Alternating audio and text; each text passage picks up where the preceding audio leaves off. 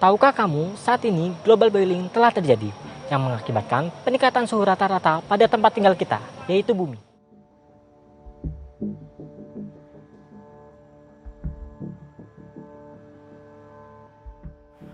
Menurut Guterres pada saat konferensi pers terkait perubahan iklim di kantor pusat PBB New York pada tanggal 27 Juli tahun 2023, menyatakan memburuknya permasalahan perubahan iklim saat ini telah membuat berakhirnya era global warming dan membuat dunia memasuki masa global boiling. Global boiling adalah istilah untuk menggambarkan kenaikan suhu rata-rata pada atmosfer, lautan, dan daratan yang ekstrim sebagai dampak perubahan iklim. Hal ini didukung oleh laporan Intergovernmental Panel on Climate Change atau IPCC pada tahun 2013, menguraikan bukti-bukti bahwa perubahan iklim memang sudah terjadi.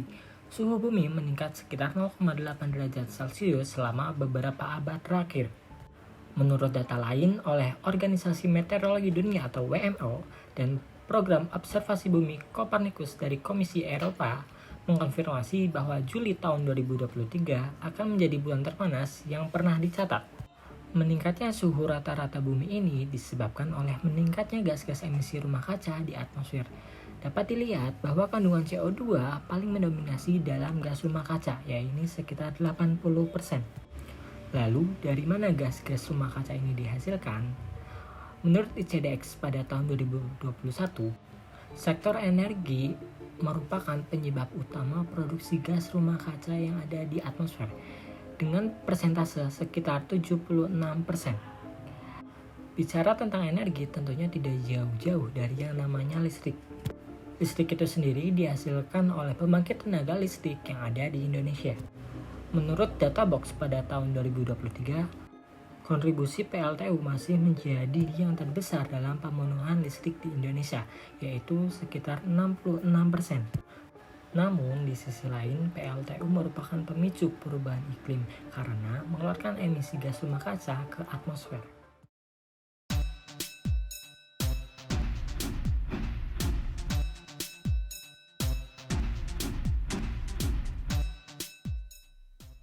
PLTU atau pembangkit listrik tenaga uap bekerja dengan cara memanaskan air hingga melewati suhu didih, sehingga menghasilkan uap bertekanan tinggi yang kemudian digunakan untuk memutar turbin. Turbin tersebut juga memutar generator guna menghasilkan energi listrik. Sumber emisi yang dihasilkan oleh PLTU adalah produk samping dari pembakaran bahan bakar yang digunakan untuk memanaskan air. Bahan bakar yang umumnya digunakan adalah bahan bakar fosil seperti batu bara, minyak bumi, dan gas alam yang menghasilkan gas-gas efek rumah kaca seperti karbon dioksida saat dibakar. Produk samping ini biasanya dibuang melalui cerobong atau stack yang terlihat mengeluarkan asap hitam di puncaknya. Asap yang dihasilkan berupa gas pembuangan yang bersifat non-condensable atau disebut juga gas NCG atau non-condensable gas. Apa sih itu fluida NCG? Non-condensable gas fluid merupakan fluida yang terdiri dari gas-gas yang tidak mengalami pencairan selama proses kondensasi pada suhu dan tekanan yang umum dijumpai. Karakteristik utama dari fluida ini adalah tidak dapat terkondensasi karena memiliki titik didih yang sangat rendah sehingga tetap dalam bentuk gas pada suhu dan tekanan yang normal. Umumnya terdiri dari gas-gas ringan seperti karbon dioksida dan argon, inert atau tidak reaktif, sehingga tidak bereaksi secara kimia dengan bahan lain dalam kondisi normal. Penting dalam kontrol suhu dan tekanan, karena dapat menghilangkan panas dari suatu sistem ketika dikompresi dan melepaskan panas ketika diekspansi. Fluida NCG menjadi ancaman karena dapat mencegah kondensasi uap pada permukaan perangkat dan mempengaruhi kualitas uap dengan mengurangi daya bersihnya. Karena memiliki kapasitas panas yang lebih rendah dibanding air, adanya fluida ini menjadi faktor potensial kegagalan proses karena mereka menempati ruang di ruang internal peralatan, bersaing dengan uap air dan bertindak sebagai insulator thermal ketika peralatan sedang beroperasi.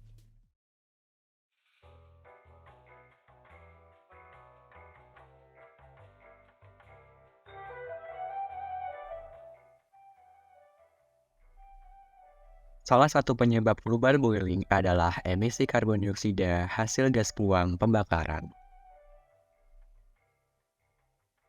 PLTU menggunakan batu bara sebagai bahan bakar yang dibakar di boiler. Terdapat berbagai komponen pada PLTU untuk menghasilkan energi listrik. Batu bara yang dibakar di boiler akan menghasilkan gas buang berupa emisi karbon dioksida ke atmosfer.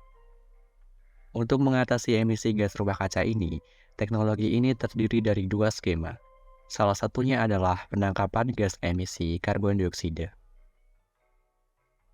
Dengan teknologi penangkapan ini, diharapkan dampak dari global boiling dapat berkurang. Dua skema dari teknologi ini adalah sistem penangkapan karbon dioksida dan sistem pemanfaatan karbon dioksida.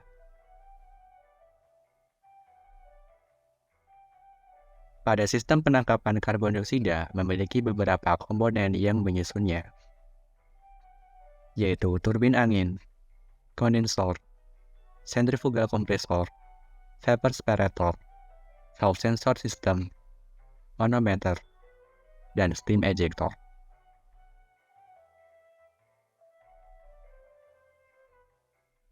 Secara garis besar, sistem penangkapan gas buang dilakukan melalui 4 tahap utama, yaitu tahap pemasukan aliran gas buang, tahap perubahan fasa, tahap separasi, dan tahap pengambilan.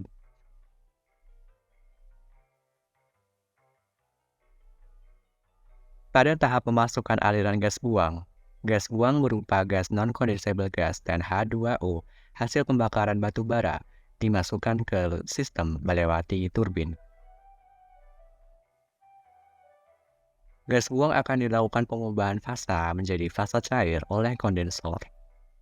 Pada perubahan fasa ini, gas non-condensable gas akan tetap berada dalam fase gas, sehingga pada tahap separasi terbentuk dua fasa, yaitu fasa liquid dari H2O dan fasa gas dari gas pembuangan.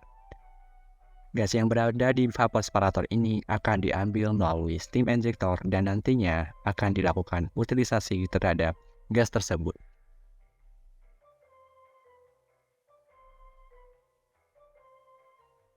Penerapan mekanika fluida pada tahap 1 dan tahap 2 adalah sebagai berikut. Hubungan kecepatan aliran fluida setelah melewati turbin angin dapat dicari menggunakan persamaan kelestarian energi. Didapatkan bahwa kecepatan pada tahap pertama lebih besar dari kecepatan pada tahap kedua. Berdasarkan asas Bernoulli, maka dapat diartikan bahwa tekanan di titik 1 lebih kecil daripada tekanan di titik 2.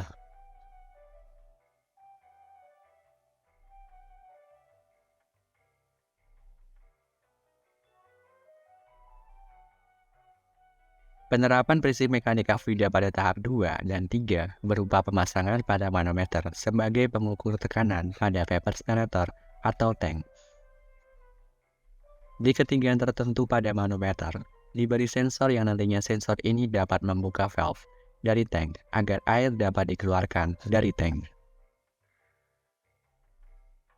Tekanan absolut pada tank dapat dicari dengan penjumlahan dari tekanan atmosfer ditambahkan perkalian dari massa jenis fluida manometer dikalikan percepatan gravitasi dikalikan ketinggian fluida manometer terhadap batas fluida manometer dengan air.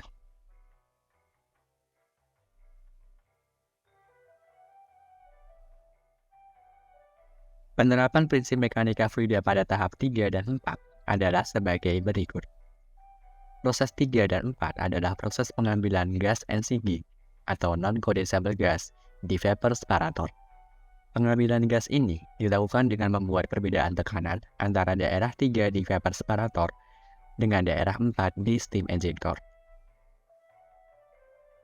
Manipulasi tekanan dilakukan dengan mengalirkan fluida dengan kecepatan tinggi di daerah steam injector. Kecepatan di titik 4 dibuat tinggi agar tekanan di daerah 4 bernilai rendah. Aliran berkecepatan tinggi ini menghasilkan perbedaan tekanan antara daerah 4 dan daerah 3, di mana tekanan di daerah 3 lebih besar dari tekanan di daerah 4.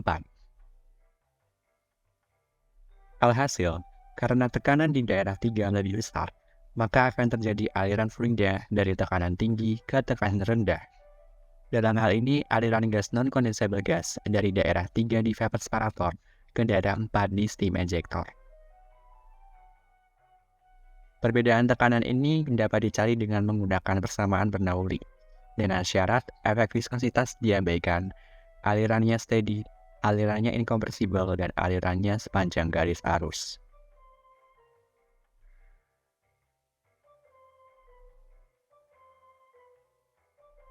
Inilah 4 tahap dari sistem penangkapan emisi gas karbon dioksida hasil pembakaran batu bara pada PLTU.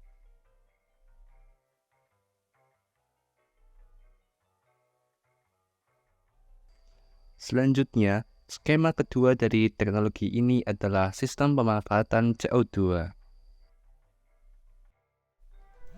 Jika tidak digunakan di lokasi, karbon dioksida yang ditangkap akan dikompresi dan diangkut melalui pipa, kapal, kereta api, atau truk untuk digunakan dalam berbagai aplikasi, atau disuntikan ke dalam formasi geologi yang dalam seperti reservoir minyak dan gas yang sudah habis atau akuifer garam.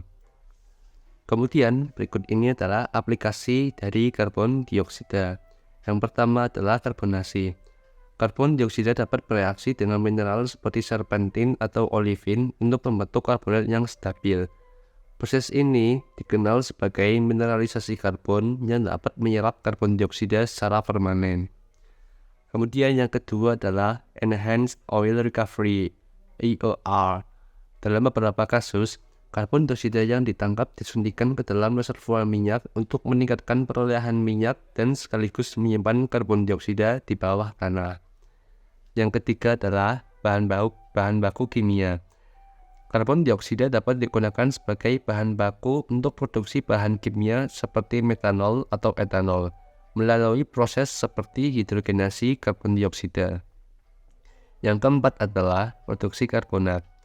Karbon dioksida dapat digunakan untuk memproduksi karbonat yang memiliki berbagai aplikasi industri, termasuk bahan konstruksi. Yang kelima adalah budidaya alga. Karbon dioksida dapat digunakan untuk membudidayakan alga, yang kemudian dapat digunakan untuk biofuel, pakan ternak, atau produk lainnya. Yang keenam adalah bahan bakar sintetis. Karbon dioksida dapat diubah menjadi bahan bakar sintetis seperti metana sintetis atau bensin sintetis melalui proses seperti sintesis Fischer-Tropsch. Kemudian yang ketujuh adalah bahan bangunan. Karbon dioksida dapat dimasukkan ke dalam bahan bangunan seperti beton untuk menghasilkan beton berkarbonasi yang berpotensi menyimpan karbon seiring waktu.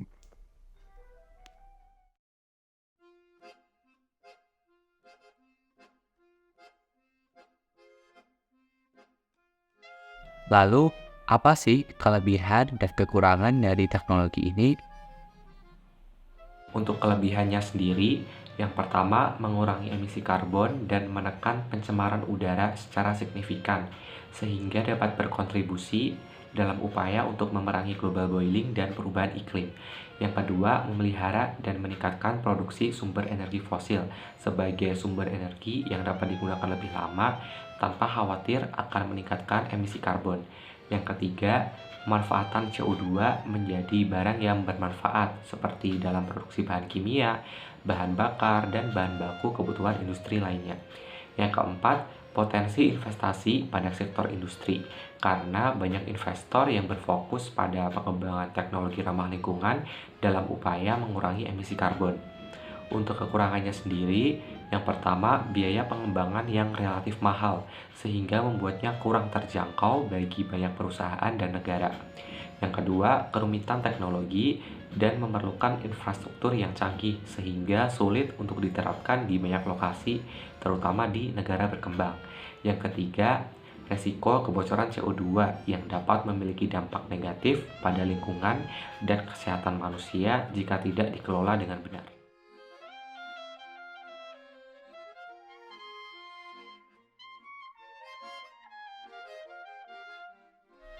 Dapat disimpulkan, global boiling adalah istilah untuk menggambarkan kenaikan suhu rata-rata pada atmosfer, lautan, dan daratan yang ekstrim sebagai dampak perubahan iklim. Peran ilmu mekanika fluida sangat penting dalam mengatasi masalah ini, salah satunya dengan inovasi teknologi full gas capture. Sistem penangkapan CO2 dari PLTU menggunakan mekanisme steam injector dengan memanfaatkan sifat gas CO2 yang tidak mudah terkondensasi atau non-condensable gas.